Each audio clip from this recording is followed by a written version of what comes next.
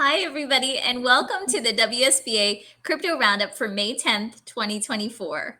I'm here with the amazing Ron Quaranta and David Brill, and we're here to talk all about the week's events in crypto and beyond.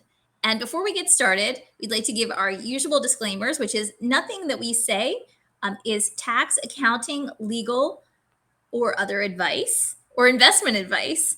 And everything we say, it's our own opinions only. It's not necessarily the opinions of our employers, our clients, or the WSBA.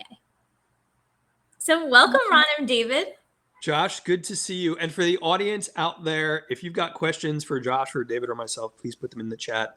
And you have never seen a more fun time than the virtual green room that the three of us are in prior to broadcast. Yes, full disclosure, I'll just say this because I'm smiling about it now and I'm sure everyone's cringing. I was having some computer problems, so I was shrieking to get an iPad ASAP, and my good friends overheard me. Oh, too funny. David, good to see you, brother. Good to see you both. I'm ready to leave this cold weather here and go back to the sunny. I got to say this for the audience as well. You come up to New York, and just as you're about to leave, the temperature just bottoms out. Yeah, I'm not a fan of the rain. I'm definitely a fan of the sun, but I've heard that in New York every weekend it's been sort of bad weather the last few months. So hopefully that string will stop before the summer. Been dismal. What do we kick off with, Josh? I guess my question is, what's been going on this week? I know you usually talk about market price. I don't talk about market price, but I'm really curious, like what's been going on with Bitcoin? Oh, well, I think, Josh, we've been in a trading range, and I think there hasn't been a real catalyst to move things forward. So we've seen, this buying in the Bitcoin ETF, and I think the volumes have slowed down a little bit. And I think we're just in what we call like a consolidation phase, where we've had a big run up, and now the market's consolidating in a range between around 60 and 72. And so, I think we're going to see that, possibly for a while until there's a real catalyst to move us forward. And one of the catalysts might be the wirehouses allowing for, their clients to buy Bitcoin or, other positive. But on the flip side of that, I am curious to know, Ron, I've been watching what's going on in Washington very closely this week, and I'll fortunately be there next week for some meetings. But what's your take on the House's in SAB 121 and the impacts? So I thank you for this easy question, David. I have many conflicting opinions about it. So I think one of the things that might be useful, and Josh, I definitely want to get back to the market commentary. David and I generally agree on that, but let's cover what's happened in Washington. I think that's pretty critical. So everyone who might have watched this week, the House voted in kind of a bipartisan manner to rescind something called SAB 121, the staff accounting bulletin that came out from the SEC back in, I think it was late 2022. And it might be worth explaining that to the audience. Many of them already know it, and I'm probably paraphrasing incorrectly. But the staff accounting bulletin from the SEC put forward this idea in late 2022 that if any public company is holding Bitcoin or any crypto on behalf of their clients, they would be required to recognize that 100% as a liability on their balance sheet, which essentially, and someone in the audience tell me if I'm wrong, kind of knocked all of the banks away from holding crypto in any way for customers, and is also represents a very different way of managing assets on behalf of customers than the banks have previously done. So it really represented this kind of, I don't want to say egregious, but this different way, this difficult way for banks and public companies to hold crypto. It was widely panned when it came out. And the other interesting thing about it, David and Josh, and you both probably remember this, it was done without public consultation, right? They proposed it as a bulletin. Here's kind of how you should do it. They didn't consult with public commentary. They didn't even consult with the bank regulators who are responsible for some of the banks and other public entities that would be struggling with this. And about a year and change later, the industry was sort of happy that the Government Accountability Office, which is the federal government's kind of audit arm, came out and said, hey, you know what? This was probably a rule, SEC. And as a rule, it needs to get public commentary and it needs to get in front of Congress. And it needs this kind of protocol around getting these things put forward. Of course, the usual anti-crypto army came back and said no. So it ended up being a political conversation. And the House this week voted, again, on a bipartisan basis at the House, I think it was all Republicans and something like 24 or so Democrats that, look, under the Congressional Review Act, SAB 121, this needs to be revoked. This thing needs to be, I think the term is overturned. And David, the crazy part about it, and I love both of your perspectives, was I don't think the conversation had stopped in Washington when the White House came out and said, hey, whatever you put forward to overturn this, the president's going to veto it, which suddenly became now it's a political conversation. And in one of those rare, hey, some of the folks in Congress on both sides of the aisle agree on something, which is really rare, suddenly that gets a veto threat from the White House. So that's kind of the genesis of what happened. It was kind of a crazy week where we got dumped into the political side of it again. David, Josh, anyone in the audience, please tell me if I'm misinterpreting it. I'm interested to see where this goes. No, I mean, I think you framed it well. And I think what's a little surprising is that the administration came out and, made the statement before the vote was done. And you have to wonder if that was done intentionally to maybe, quell the amount of Democrats that were going to vote for this bill. But it doesn't seem to have worked, as I think there were 21 Democrats who voted for the bill. But there's just some irony in this, because the ability to let banks custody Bitcoin as part of the Bitcoin ETFs and just in a broader sense is really would provide customers with more security. So, it just seems a little odd and counterintuitive to sort of the goals of what we traditionally think of as protecting, consumer markets and consumers. So, that's what I'm hearing and seeing. What about you, Josh? How do you view this? So what I think is really interesting, among others, is people had been hopeful that SAB 121 would be struck down, right? But I wonder more broadly whether this signals that the administration is behind Gary Gensler, right, and behind the approach that's been taken. So to me, as opposed to just having an unexpected political overlay, right, or an unexpected executive branch overlay on this, it just makes me think is we'd heard in the past, I don't know to what extent this is true, but that part of the reason that prior versions of the stablecoin bill hadn't been passed or gone through had been because there was a signal from the administration that there wasn't an appetite for it yet. And so it just makes one wonder whether some of the activities that the industry is not very happy with, but also that members of Congress are not happy with as well, whether it's, those activities are nonetheless supported by the administration. It certainly seems that way from this. Josh, David, it's really interesting that you put it in that context. One of the comments from, I think it was Representative McHenry, I could be wrong. And David, you and I have had this conversation before. When we see these kind of legislative initiatives, or when we see these regulatory initiatives, you and I often chat about, well, do they not see the implications of this? And one of the implications was, okay, well, think about all of these Bitcoin spot ETFs, right? Where the public companies, particularly the banks that would be very comfortable custodying an ETF, have deep regulatory and reporting expertise and understand this. They're not the ones custodying this for the most part. It's a very small contingent of organizations that are custodying these things. And so the administration is kind of looking away from concentration risk. I just don't understand that greater, there's lacking the macroeconomic analysis of would the general investor be better off if regulated entities could protect this? And the answer from some on Capitol Hill seems to be no for some reason. I think there's been sort of a tactical mistake been made here. And I think by, coming out against this repeal, I think the administration may have really made crypto more of a wedge issue in this election than people appreciate.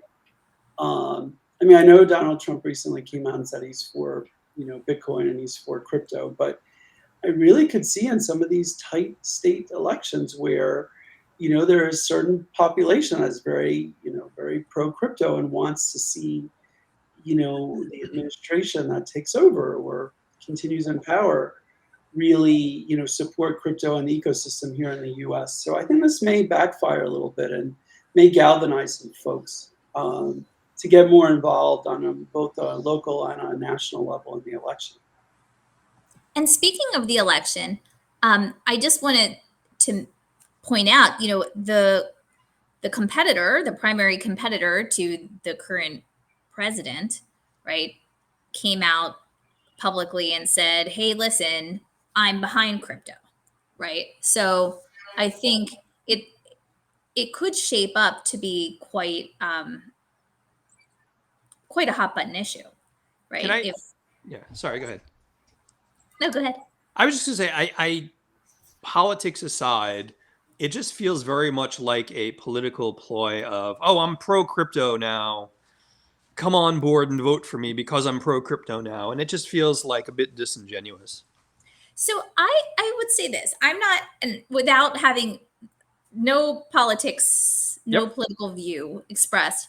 I mean, I will say that person did have his own set of NFTs. And if I'm not mistaken, was that the person who appointed Commissioner Peirce, or was she there previously? I believe that is correct. Mm. The way I would think about it is, for people in the crypto space, if they weren't getting involved in these, in the political issues or talking to their representatives or getting involved, I think this will be another message to those people that they need to get involved if they want to protect their interests or advocate for their interests. So I think this is a misstep in that way, because I think you can now see that the administration definitely has a view, and this sort of really makes it very clear what their view is. And so I think I think those who were thinking about getting involved, who may have been on the sidelines, I think will be more inclined to get involved, whether it be donations or otherwise. Yeah, and I mean, when we think about the some of the things that haven't gone into effect, at least not yet, like the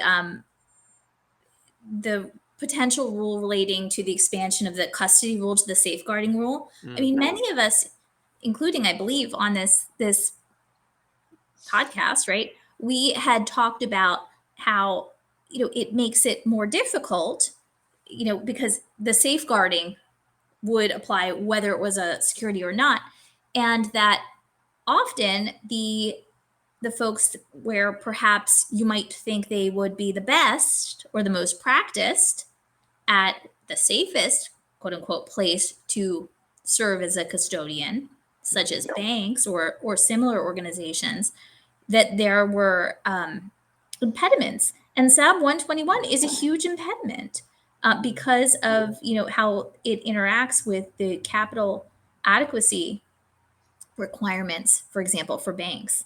So yeah, it is interesting, as you guys have noted, that now it's clear that the administration does in fact have a view.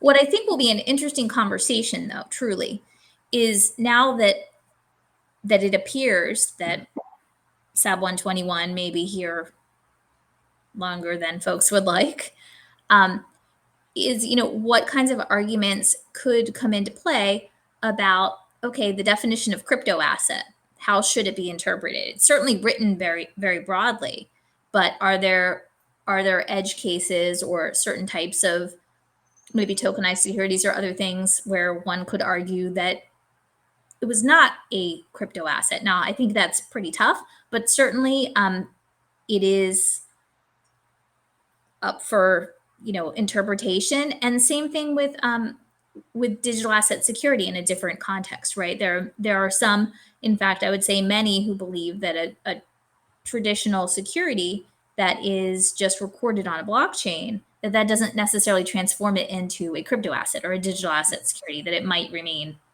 just as security. So I think that's interesting. And then also questions about who is doing what. Like what are, and SAB 121 itself does talk about some of the guidance, or does contain some guidance about what constitutes custody, but really parsing out what makes it custody, right? Like if you have multiple players, are there some involved who may not be doing custody per se because they're only handling a portion of the quote custody? So I think that these are going to be things that people are going to think about if it's looking like SAB 121 will stay. or will stand. Interesting points. Can I go back to one thing, Josh? You had asked about the market, and I have to share this with the audience. David has a bet with me now. He and I read an article, and he and I were chatting about it, and we just on the macro technicals rather.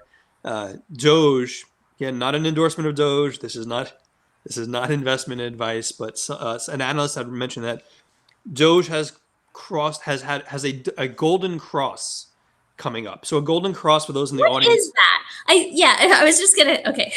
Yeah, no. So a golden cross from a technical analysis perspective means that the short term, generally the 50-day moving average, has broken above at particular assets 200-day moving average. Generally speaking, that means potentially big upswings in the price. And this particular analyst, who I don't know, said, well, the last time this happened, Doge went up 8,000%. I generally don't buy into multiple 1,000% increases. But I mentioned this to David, who very wisely said, how about this? If Doge hits an all-time high, Ron, you have to wear a Doge t-shirt. And again, I took the bet like a fool. But I am not shilling for Doge. I am not recommending it as investment advice, but this might be a really bad bet gone horribly awry for me. You might. Sorry. No, go ahead. Have a Doge? No, T-shirt? That's the other problem. I haven't even. I will gladly buy you a Doge t-shirt to have you wear it on our podcast. This is my friends, audience. These are my friends. But yeah, I just wanted to share that, Josh. Well, you know, what's really interesting is that you can have an analyst come out and do a report on a meme coin. So, I mean, I think that in and of itself is really interesting. But in a way, it sort of shows the dynamism of our ecosystem. And, True. And, you know, it's very interesting. We're in a very interesting time. I think we're sort of like a little bit of the quiet before what I think is a really upward trajectory that we see in the second half of the year. And what could be really interesting is that we could see this real upward trajectory right around, you know, before the election. And so, you know, what happens if people, you know, are starting to see the benefits of the ecosystem and improving, and then, you know, are galvanized around some of these rules that haven't been passed or are being restrictive. I really think there's a wedge issue developing here. And I think our crystal ball on our podcast has been pretty strong this year. So that's what I'm putting out to the world, that I think that, and the reason why I think in particular is that I feel there are people that are strong, that feel strongly about it, but there aren't people that are going to vote against someone because they're pro crypto. Right. So I think it's really sort of a one-way trade, in that the people who are very, you know, pro crypto and are active in the space will advocate for it and donate behind it. And I think the people who aren't will just focus on the other issues, which are many to focus on. David, sorry, one real quick question on that, because we mentioned the wirehouses, and you and I talk about this regularly. It's still not clear to me, why aren't the wirehouses moving on spot Bitcoin ETFs? You know, it would be great to get a firm answer. You know, I understand from a compliance standpoint, there was sort of this 90-day view. Look, the ETF market is working well. We haven't had any real glitches. Yep. We haven't had really any price glitches. So I don't know. I mean, I know the demand is there. I hear it from a lot of people. Same. Who want to buy and who are frustrated that, and I've even heard some people opening online trading accounts because they can't trade through their traditional brokers. I've got to believe it's in the works, and it's probably one of these things that once one bank sort of gets comfortable and goes and allows access, the others will follow quickly. So maybe it's either who wants to be the first mover, or who gets the, you know, sort of consensus from their peers that if one of them goes forward, the rest will. You know, it's funny because for a lot of Wall Street time, David, that you and I have looked at, it's always the fast followers that move in. So it's everyone waiting for the one player to say, sure, we'll give it a shot. Customers want it. And then they just come cascading in. It'll be interesting to see where that goes. Yeah. I imagine it's coming soon. I know a lot of people really want it. So I think it's just a matter of one of the banks sort of just, you know, pushing through the finish line on that. But, you know, we'll see. We'll certainly see. But talking about regulated entities, I thought we should revisit Robinhood a little bit. There's been a lot of conversation about Robinhood this week, and I saw a fantastic tweet that I just don't remember who posted it. But basically, there's this thing going on where they're characterizing different entities in the crypto space, and they're kind of going like this. And so, and so now Uniswap might be an exchange, even though what are they exchanging? I think Coinbase is no longer an exchange; it's like a clearinghouse. And where does Robinhood fit in all that? And I butchered the tweet. It was fantastic. I will find it and I will reference it next week. But the more we dug into the Robinhood matter, the more it's challenging. And Josh, like, what do you think about it? Like, now that you've had some more time to reflect on it, what are your thoughts? So I think one of the tough things with these announcements is that when we haven't yet seen a complaint by the SEC, for example, it's hard to know exactly what is coming because it's framed in a certain way, right? So we haven't seen, we don't know what all the arguments might be. Nevertheless, I think it's really surprising with Robinhood because they have taken, although I will say, I mean, I believe that they announced about a year ago that they had received a subpoena or that they had that an investigation had begun, if I remember correctly. And what's interesting though is if you look through the list of tokens that they support, by and large, it's not tokens that the SEC really has named in other complaints. So it's interesting to think one of the things that it does support is the token associated with Uniswap. So I thought that that was interesting, and I didn't know whether there may be some kind of connection between that and the announcement from Uniswap that there was a Wells notice for them. But when I looked at the other tokens, I mean, I usually, at least in what the SEC's been doing thus far, they either don't name the tokens, right? In the case, for example, of Shapeshift, right, which wasn't really a case. It was a cease and desist order for things that had already ceased. But the whole laundry list of tokens that the SEC has put forth, they haven't named those tokens in this case because they haven't involved those tokens. Robinhood hasn't supported them for buy sell swap, to my knowledge. It seemed like well, I'll just say this.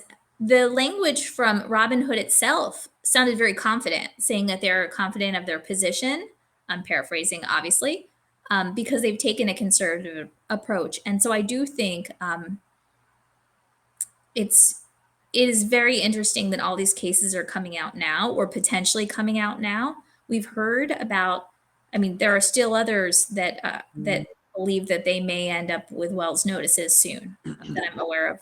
But it's interesting that the targets don't seem to be limited at all, in my view, to egregious actors. It really seems to be all across the board. But Josh, what about you guys? What do you think? So two things jumped out at me when I saw the news. And Josh, you kind of alluded to it here. I think Robinhood, very specifically, the things that the SEC had put forward under other actions as securities, they actually delisted, which I think is kind of telling of Robinhood's approach to being a regulated entity and doing this the right way. But the other thing that really jumped out, and please tell me if I misread this, I had thought I had read that Robinhood had for quite some time tried to work with the regulator to become a special purpose broker dealer, and again, paraphrasing, that went nowhere. So it really, I don't want to spend time beating up on a regulator. We realize the importance of regulators, but what the heck? You've got organizations with deep pockets that have entire regulatory departments, deep benches of lawyers within the organization trying to, quote unquote, come in and register, and you can't. So I just don't understand this dynamic. I think that's what's vexing a lot of people. I think that, it's one thing that people were saying outside of the regulatory perimeter, but you have a good actor who is well established in the space, trying to become a registered, special purpose broker dealer. You give a license to Prometheum, which doesn't really have anything on its platform. Then you have, a company that's compliant that suddenly, they're not qualified for one. And so I think that's where, people are trying to put the dots together. And where they're struggling. And so I think there's this sort of inconsistency that's going on. And you see this in the pleadings as well, where, in one hand they plead, there's been pleaded one thing, and then another hand, they're pleading something that's opposite, or there's a ruling that, the commission hasn't liked, and then they, appealing it, or, bringing it in another jurisdiction, which I get from a strategy standpoint, but there just hasn't been consistency across the space. Mm. And, good actors are trying to come in and register, and they're just not being enabled and allowed to. And I think that's where a lot of frustration comes in. David, Josh, is that my ignorance though? Did they actually get declined for a special purpose broker-dealer license, or is it just silence on the part of the regulator? Does anyone know? Well, silence or sitting on an application is sort of the equivalent of not always, but fair point. That's a way of being declined without it, yeah, actually being declined. So, look, I'm very curious to see if we actually see complaints that come from these Wells notices, or is it sort of, are they just throwing a lot of Wells notices out there? And because another thing is, from a bandwidth perspective, it's not clear how many of these cases the commission could bring at one time and defend. Remember, these are going to be heavily litigated matters. You look at the public statements from Robinhood, from Uniswap. These are sophisticated companies with sophisticated counsel, and these are going to be impactful, long, drawn out litigation. So it's just something else, to be mindful of as we look at the landscape. Is this a strategic mistake? And again, I'm not trying to second guess any regulator, but the three of us have been talking about this for many years. A few years back, Josh, it would be throw a Wells notice or an enforcement action at a relatively smaller firm who might not have had the bandwidth, budget, or counsel to be able to defend it, and then just settle or close up shop. Now the regulator's targeting really deep-pocketed organizations. Is this a knee-jerk reaction, or is it just kind of a strategic mistake? So I don't know the full strategy, so I don't know if it's a strategic mistake, but I would have to imagine it's strategic. I mean, so one thing I have to say is, as we know, I'm not a litigator. I've never worked for a regulator, right? And so I don't know, is there a point at which, after having discovery through subpoenas for a period of time, that then there's something that causes you, other than your own choice, to bring a Wells notice? I mean, or is it something where they affirmatively chose because they had, in their view, enough information, or whether it's also just to make a statement? It's interesting. I mean, I realize this has nothing, one has nothing to do with the other, but there was an article yesterday about Prometheum Earn, right? I mentioned it only because that was the entity that has received the special purpose broker-dealer license. And the article noted that Prometheum had, it hadn't yet provided, it wasn't yet open for business with crypto custody, but the article talked about how reportedly the firm had said it would begin holding crypto securities for clients before starting its trading operations. This article is called Prometheum's Contentious Answer to Crypto Compliance is Running Late, and it's by Jesse Hamilton. One of the things I think, I don't know if it has anything to do with the broader strategy of the regulators, is that, as we know, Prometheum Earn's, the head of Prometheum Earn, during those House hearings, had been talking about treating ETH as a security, right? So I do wonder, as there are the questions about who was able to register for what, and we have questions where it appears that, at least with Consensus's lawsuit and the reported investigation of the Ethereum Foundation, who knows what's going on? But I'm not saying that this all is related. It's just interesting timing. For the audience, just in the spirit of full disclosure, Josh, I don't know Prometheum. They're not a member of the WSBA, and I obviously just want to be clear. And by the way, I want to point out to the audience as well, it seems like every time we raise a regulator in a conversation, one of us has sirens in the background. Please don't read into that, audience. It's just on location. Every time I'm in New York, it seems to happen. When I'm in Florida, it doesn't seem to happen. But look, I think there is sort of a bigger game plan, and it sort of looks like with Ethereum, a lot of the tokens that may have actions brought against them are ERC20 tokens, and so if Ethereum is viewed as not being a security, it will undercut a lot of the cases brought against tokens, and both exchanges and projects that are ERC20 tokens. And so that's my working assumption. Again, I'm not involved with any litigations. I'm not privy to what the SEC's plans are, but this is me connecting the dots. And that's my sense. And I also think, I think the tenor, because of so many suits that have been brought, like you both said, getting a notice or getting subpoenas from the commission in the crypto space is really taking on a different meaning than it would in other spaces, because I think there's so many that are going around, and I think it really is, in some ways it's diminishing the impact that it would have had and has in other industries. Yeah, fair point. By the way, Josh, I wanted to raise, one thing that we've joked about or talked about. I think all three of us have. In the backdrop of all of this, builders keep building. I don't know if you saw the news, but banks and credit card companies now leveraging blockchain and tokenization. That's big news to me. Yes. And this is a project I think that's incredibly exciting.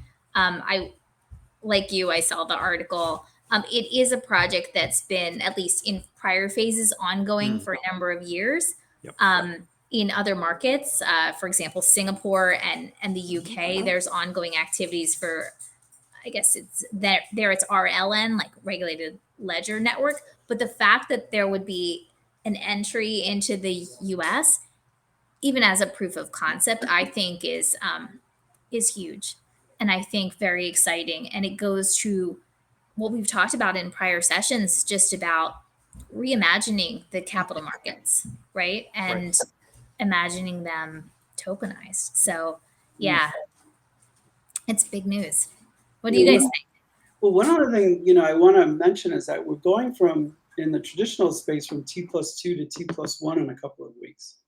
So 1 day clearing of transactions instead of 2. And I think in some ways, the ability to seamlessly clear and transact in crypto in T, has been one of the forces that sort of moved this forward. So I think that's something else we should keep in mind. And, our capital markets are getting more, they're getting more efficient, and we're seeing the benefit of that. And I think crypto has a role in playing with that.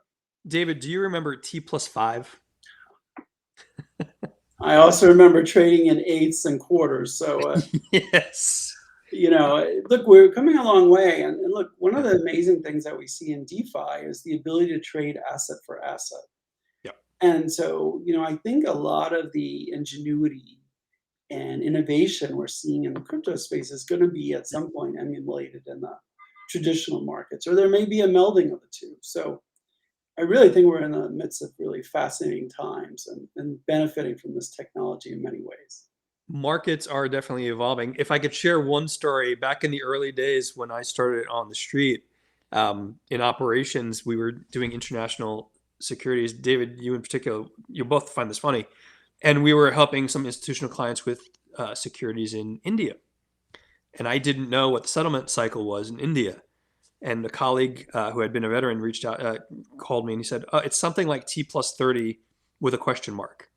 Like, just to show you how hard it is to do these things and how far we've come, because a lot of those markets are now electronified as well. Yeah. So I think, look, the good news, the net good news is that more products, more services, more efficient way of transacting in capital markets is occurring. And we're all part of that. And so I think that is the benefit to come out. Will Europe and the rest of the world, move ahead of us because we don't have clarity here. I think, that's left to see.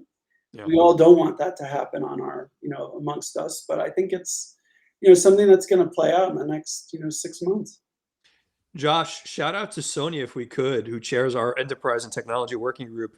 And that's got to be a David question. Mm. That's a David question for So sure. Sonia's asked, is Solana taking up ETH's share and why?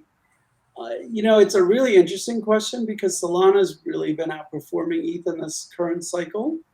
You know, it's really hard to say right now. There's a lot of building on Solana, a lot of meme coins on Solana, a lot of transactions being done on Solana, but it's hard to say if it's sort of taking up ETH's share or if it's sort of catching up because the ecosystem is just continuing to develop. So I'm sort of giving a lawyerly answer here, but I will say that, Solana is continuing to gain market share and, transactions on the ecosystem. And I think that's good. Look, I think it's good to have a number of these ecosystems really be robust and offer different ways to transact and to, support different initiatives on them. So I don't think that having one or two necessarily is the best. I could see a world where we have maybe 3, 5, or 10 that are used, that become consolidated and are the ones that people use. David, from a fundamentals perspective, just for the audience, I'm curious, like, do you track like dev levels for these particular blockchains or number of projects? Do you dive into GitHub, for example? I mean, I certainly look at like in a macro level, look at like the amount of work that's being done. There are definitely people on my team here at FTI who have that expertise that can look in on a real deep level, engineers and coders and programmers, and understand it on a deep level. I'm not there yet, but I certainly do pay attention. And I think, you just see who's building, what they're building. I think the really important thing is how many transactions are being done, how active are the ecosystems. And I think that's something really, something to pay attention to. I mean, one report that I think, at least in the past, has been great has been the Electric Capital report. Yes. And that does track developers and and similar metrics. So not that I'm endorsing any particular thing, but I've found that helpful. I'm surprised Sonia didn't bring up Shiba. A bit of inside joke within WSBA. And Sonia is mentioning layer 2 option. I'm wondering, like, Solana as a layer 2 for ETH. I'm a little confused. David, do you get that? No, there's some layer 2s build on top of the original layer 1 blockchain. So if you have more development with layer 2s that are bundling transactions to put on layer 1s, you're seeing incremental building. And we are seeing more building on top of Solana. So look, I think these are all positive things and that the ecosystems are continuing to grow. And, I think we're going to see more announcements. Look, Consensus is coming up in a couple of weeks, and I expect we'll hear a flurry of announcements before Consensus starts or at Consensus. And I think that will also sort of catalyze the market, positively. Are you both going to Consensus? Yes, I will be there. I'm looking forward to seeing a lot of people and having some good barbecue and, really walking the floor too, all joking aside, and just seeing what people are building and what people are working on and different solutions that are being implemented. I may be loitering. Sorry, go ahead, Josh. Sorry. I was going to say it's possible that I may be. I just have to look at competing demands, I would say. but definitely it's always been worthwhile every time I've gone. I've never once regretted it and always enjoyed it. David could pick you up in the Gulf Stream. You got, get a contingent of us down to Austin. I might be loitering down there myself. It's funny, actually. There's probably more private planes going to Austin because I realize there are not a lot of direct flights out of Austin. No. I was trying to find a direct flight from Austin to Fort Lauderdale, and I couldn't find one. I think Southwest's the only airline. But it's very strange. One thing, I'm digressing for a minute, but airline travel has been packed. I don't know if there are less flights. Not quite sure what it is, but I've rarely been on a flight where it's not been 95 or 100% full. So curious to see how that plays out during the summer. And the hotel prices are still crazy. Yeah. I'm just going to say it. The Washington, D.C. hotel prices the last couple of months have been really, maybe there still is inflation. and our CPI numbers are going to be higher next week. Wait, inflation's sticky, David? How could you say that? That and rent. You see a lot of articles coming out about rent prices continuing to be high, and I am very interested in what CPI looks like next week, and so that might migrate into what everybody's looking at next week. So I'll start and say that I'm looking at CPI and PPI and sort of what we see, and will the results we see be the basis for a rate cut or something else? What about you, Ryan? Me? Well, let's see. I am going to be certainly focusing on some of the economic data coming out. Shameless plug, but we didn't even get a chance to cover it. A relatively large organization coming out of bankruptcy in the space said that they're going to give all of their customers their money back. Josh, David, I said that to a friend who immediately yelled at me, but they're not being made whole. And it was an entire conversation about that. But we're kind of putting together a webinar on understanding the implications of that. We're going to be trying to do a quarterly understanding of bankruptcy in the space, how that plays out. So there's a lot of news there as well. And I'll be jealous. I think, David, you'll be taking the McLaren out for a ride in down by you in Florida. Well, I'll be outside this weekend. I'll be looking to get some sun and watching my Rangers hopefully sweep the Hurricanes tomorrow night. So nice. And Josh, what about you at Klayman Manor?